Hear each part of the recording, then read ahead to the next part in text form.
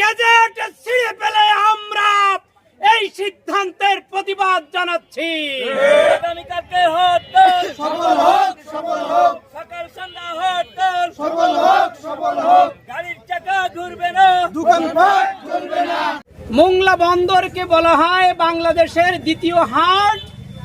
এখান থেকে রক্ত সাপ্লাই করে সারা দেশের রক্ত সাপ্লাই হয় মোংলা বন্দর থেকে। আমরা ইসির প্রস্তাব যখন হয়েছিল আসন কর্তনের, হরতাল অবরোধ বিক্ষোভ দিয়ে আমরা তাদেরকে সজাগ হতে অনুরোধ করেছিলাম।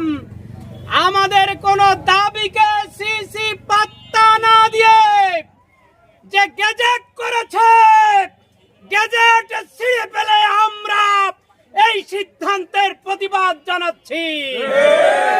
4টি আসন ফিরিয়ে না দেওয়া পর্যন্ত মোংলা বন্দর সহ বাগেরহাটের সকল প্রকার কার্যক্রম অচল করে দেশ থেকে বিচ্ছিন্ন করে দেওয়া হবে।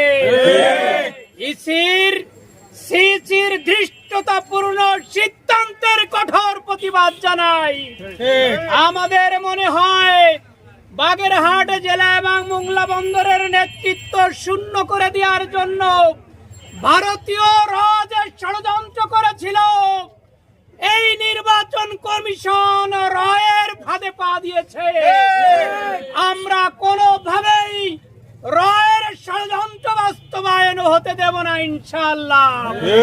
আমাদের জীবন তো সস্তা নয়, রক্ত তো সস্তা নয় যে আমরা রক্ত দেব।